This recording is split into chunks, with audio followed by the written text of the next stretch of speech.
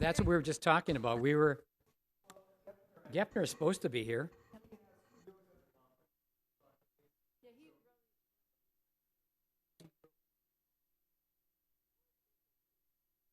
Yeah, she did. I saw that.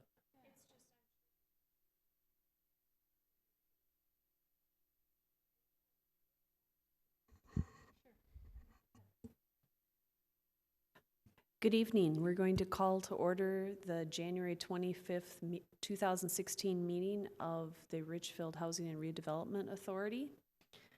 The first item on the agenda is consideration of the election of HRA officers for 2016. Staff report?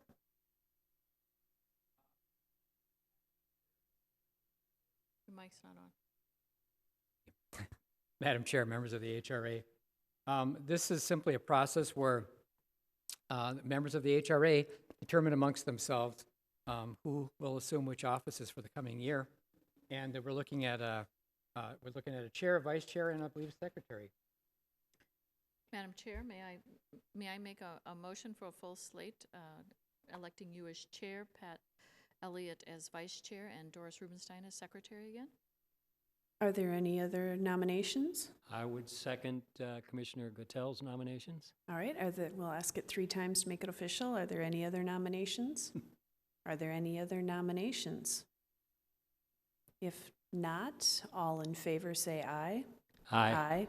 All opposed? All right, we've elected officers. Congratulations. What happens when they don't show up? All right, our second item is approval of the minutes of the regular HRA meeting of November 16th, 2015. So moved. Second. It's been moved and seconded. Is there any discussion? All in favor of approving the minutes, please say aye. Aye. Aye. All opposed? We've approved the minutes. Our next item is to approve the agenda. I'll move the agenda. Second. It's been moved and seconded to approve the agenda. All in favor, please say aye. Aye. All opposed? We've approved our agenda. Next item is the consent agenda. Mr. Devich? Thank you, Chair Supple, members of the HRA. For those at home, those in the audience, the consent calendar contains several separate items which are acted upon by the HRA in one motion. Once the consent calendar has been approved, the individual items and the recommended actions will also have been approved, and no further HRA action on these items is necessary. Tonight, we only have 3 items on the consent agenda, starting with item A, consideration of the approval of designating the Community Development Director as the acting executive director of the HRA for 2016 in the event the executive director is absent from the city. Item B is consideration of the approval of the resolutions designating the official depositories for the HRA, including collateral for 2016. And finally, item C, consideration of the approval of the annual consultant services agreement with the Greater Metropolitan Housing Corporation, or GIMIC as we refer to it, for 2016, and that concludes tonight's consent calendar. I'll move the calendar. Second. Are there any questions? All right, it's been moved and seconded to approve the consent agenda. All in favor, please say aye. Aye. All opposed? We've approved the consent agenda.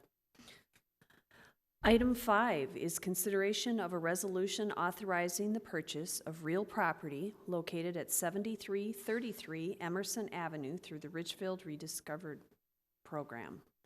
Mr. Devich. Thank you again, Chair Supple, members of the HRA. The next 2 items are both Richfield Rediscovered program items. One home more on the east side, and then the other more in the center of town on Emerson Avenue. But this one on Emerson Avenue is the one we're looking at now, and I'll ask Karen Barton to please make this presentation. Thank you, Chair Supple, Commissioners. HRA staff is proposing to purchase a house located at 7333 Emerson Avenue. The home is 440 square feet, has 1 small bedroom and 1 small bathroom, and was recently appraised on behalf of the HRA for $65,000. The house was also evaluated and determined to meet the substandard criteria. The house would be purchased for $65,000, the appraised value, and then subsequently demolished, and the 50-foot wide vacant lot would be marketed for sale through the Richfield Rediscovered program. Closing would take place in April of this year. If you have any questions, I'd be happy to answer them. Just a comment, it's nice we're finding a few more homes, and, because we're down on lots, and I expect as busy as it was last year, it'll be busy this year. So, excited. I was going to say, all I know is I walk in, my wife's always watching tiny houses, and this is a big house compared to tiny houses. I mean, when we take it and market it, they're selling those things for $170,000, $180,000. I mean, you can do wonders with a 440 square feet. There are garages bigger than that in Richfield. Oh.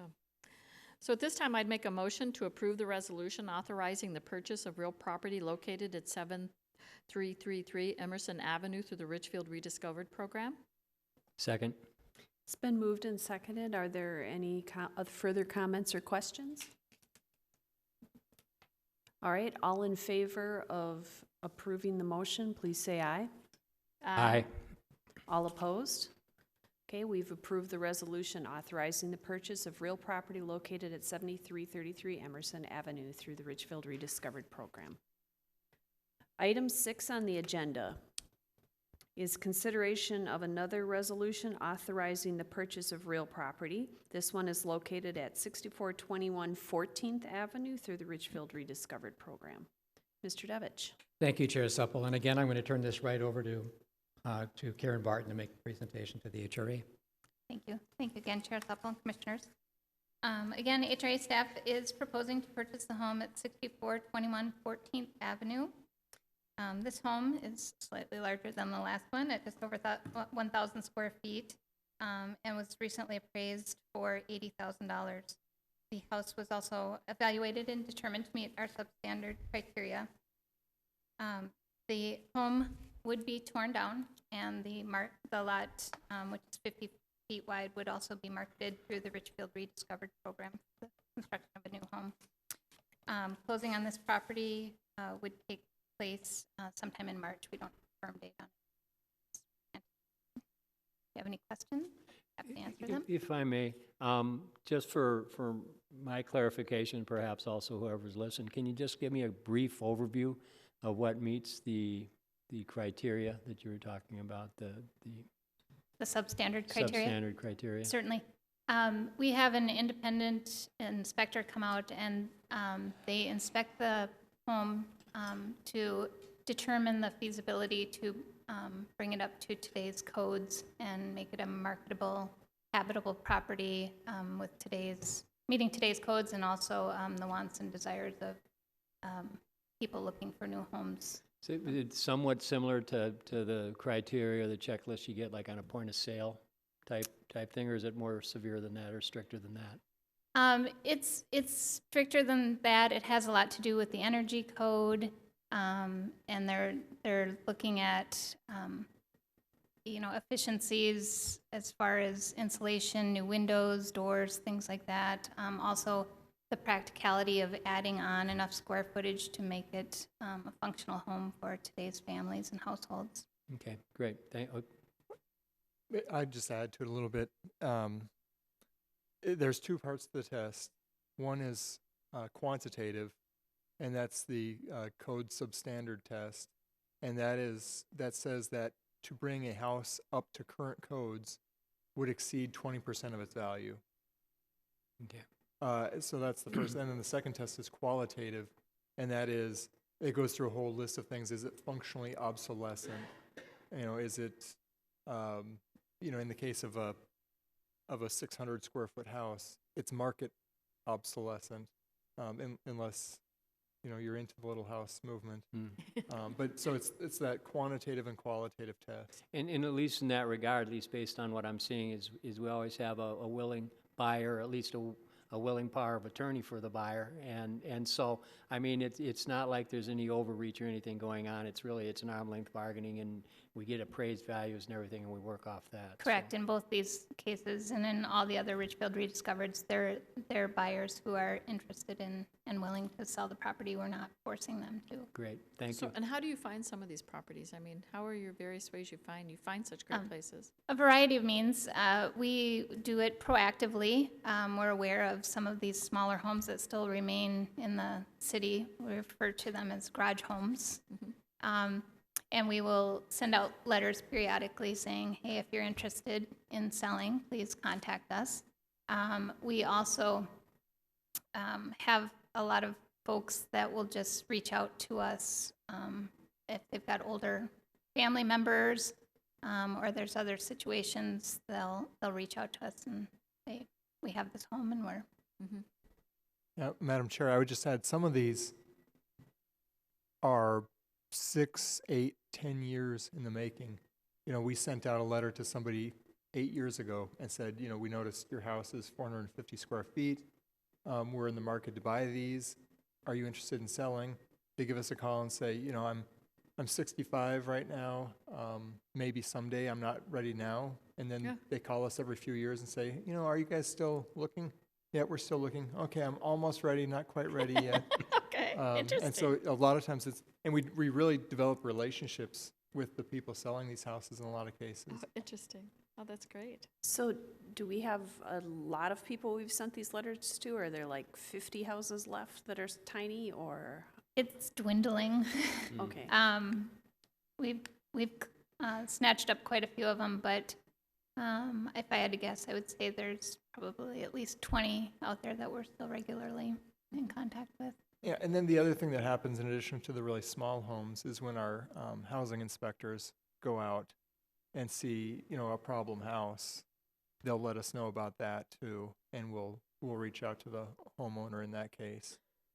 Because if you've got a house with, you know, some really major problems with it, it'd be awfully tough to sell it on the open market, and a lot of people know that. And when they get the call from us saying, you know, your house that has no functioning heat or other issues, we'd be willing to take it off your hands. Yeah, and they're oftentimes very glad to just be able to move on. Are there any further questions? This time I'd make a motion to approve the resolution authorizing the purchase of real property located at 6421 14th Avenue through the Richfield Rediscovered Program. Second. It's been moved and seconded. All in favor, please say aye. Aye. All opposed? All right, we've passed the resolution. Moving on to item 7 on the agenda, the HRA discussion items. We have at least one, and we'll may have others. Our regularly scheduled third Monday of the month is February 15th, which is President's Day. And so we would like to reschedule the meeting to Tuesday, February 16th because of the holiday. Does that work for people? As luck would have it, I have to be in Florida, but other than that, it works for me. All right. Commissioner Gepner? I don't know what I'm doing. Okay. Well, we'll pause and. February 16th works for me, but maybe we could send this out, and if that doesn't work, we could come up with a couple of other alternative dates, just like we had to move this one. I mean, that happens. Martin Luther King Day made us move this one. But that date works for me. All right, I'm able to be there as well. So do we need to make this official for meeting notices and such? Well, I mean, that's the difference. If you reschedule this regular meeting at this meeting, then we can have a regular HRA meeting on that particular day, and we don't have to notice it any other way. If we don't do it this way, then we'll have to post a separate notice, and we'll have to call it a special meeting. And when you have, you folks probably know this, but just as a reminder, when you have to post the notice of a special meeting, then you have to post everything that's going to be talked about at that meeting, specifically on the agenda. You can't add anything to it, talk about anything else. That's different than rescheduling a regular meeting so somebody knows that a regular meeting that was supposed to have been on the 15th in this case takes place on the 16th. That's the difference. So it requires different posting, and it requires on that posting to limit exactly what's going to be talked about on the agenda. I have a question or two, Madam Chair. Is there a number of things that are coming up that this group will have on a future agenda that you know of now? I'm going to ask John Stark to respond to that. I should also say that, you know, typically we always have done this because every year on January and February, historically, the HRA meeting on those 2 months falls on a holiday, and so we have just routinely always put it the next day. And we didn't end up doing that in December, and that's why we ended up having this meeting, because folks couldn't make it, and we ended up then posting it specially, so. Well, a couple of things, Madam Chair. One is, I do know there are a couple of things on the tentative February agenda. I don't remember what they are, though. Secondly, what we talked about at the staff level is bringing back an amendment to the HRA bylaws and just saying that in January and February, because the third Monday of the month is always going to be a holiday, that they would just automatically be rescheduled to the following Monday, so that no action would have to be taken. To the following Monday or the following Tuesday? Tuesday, sorry. Tuesday. Yeah, it's just that, I mean, we tried to do that, but I don't think anybody was available, so we went So- tonight. Last week, there was a problem with having a quorum, so we had to reschedule. So it would be my suggestion to go along with what is proposed here, and if that becomes problematic, then schedule the special meeting. Yeah, well, it looks like possibly you could be there, and there could be three of us, would be a quorum. You'd have No, a no, quorum. I'm being facetious. I will probably be around. Well, then I would move that we reschedule the Monday, February 15th, 2016 regular HRA meeting to Tuesday, February 16th, 2016 due to the President's Day holiday. Second. It's been moved and seconded. Any further discussion? All in favor, please say aye. Aye. All opposed? All right, we've rescheduled the meeting. Is there any other item that anyone would like to discuss? I could point out that, staff, not all of us celebrate those holidays, so that if you'd be willing to come in to work, we could not have to adjust the schedule. You know what the problem with that would be, Commissioner? I think that would be downright illegal. We can't conduct business on those days. So as much as I would want to come in and do that, I probably couldn't. You're good.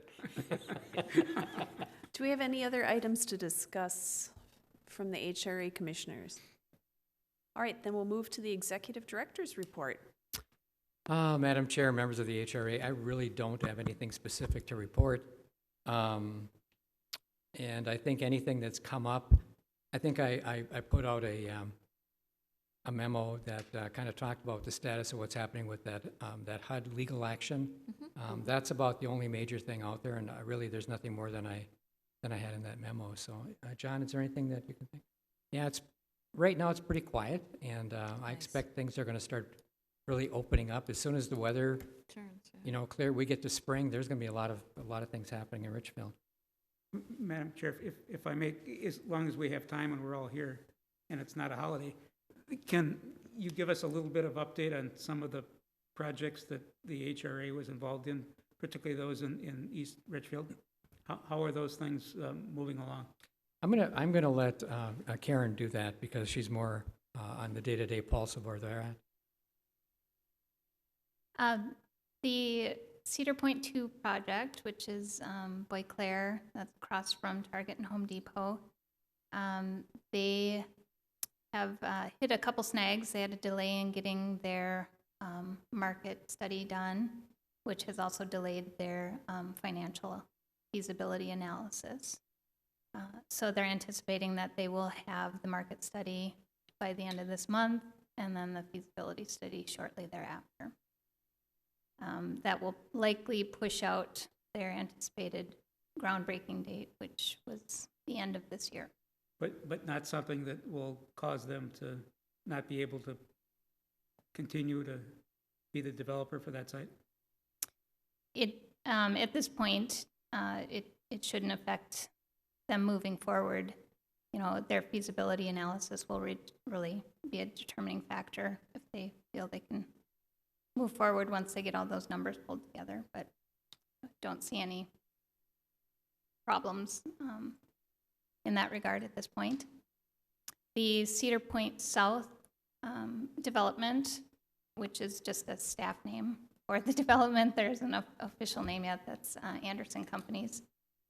That is moving forward. They've completed their market study and their financial feasibility analysis. We're in the process of drafting the contract for private development with them. And tomorrow evening, we have a work session with the HRA, City Council, and Planning Commission to discuss an update to the Cedar Corridor Master Plan. JLG did that for the city, I want to say maybe 15 years ago, and so we're getting them to update that. And then the former city garage site, that's Masaba Capital, and they were proposing the senior housing on that site. We are anticipating bringing the contract for private development to the HRA at the February meeting. Oh, well, good. That's moving fast. So we have a lot going on. Yeah. Cool. Any further discussion items? Then we'll move on to claims and payroll. So moved. Second. It's been moved and seconded. All in favor of approving the claims and payroll, please say aye. Aye. Aye. All opposed? Well, we will see you all tomorrow night. Meeting is adjourned. Thank you. Thanks.